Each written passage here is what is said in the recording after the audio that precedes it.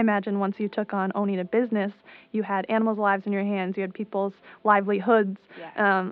There's a lot of physical space, all of that. How did you not let that fear paralyze you? The biggest point when I committed to making the decision, like, I'm going to do this, I'm going to own this practice, I had to really look at what is the worst that could happen, right? Because that's what, when we're afraid of something, we're worried that something bad is going to happen.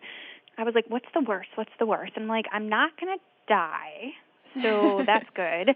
And probably I don't think I would lose my license either. That would be something medical. I'm pretty confident with my medical. I'm not going to lose my license. Like, I'm going to be good. And so I don't have anything to be afraid of. I'm not standing at the top of the building about to fall off.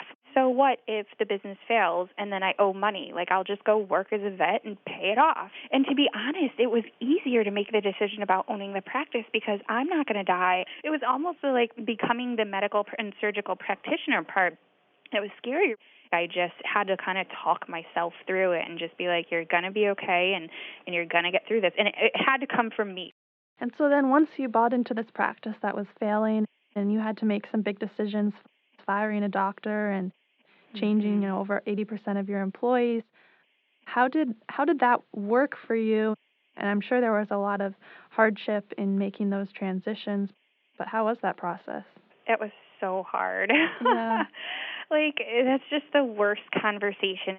And again, it always, like, in my mind comes down to, like, oh gosh, what's going to happen now? Like, what's next? But in the beginning, that first step that I took, that was the most scariest. And then, like, you just figure it out. Like, I don't know how to explain it other than that. Like, I just made some decisions and came out on the other end, and it was okay.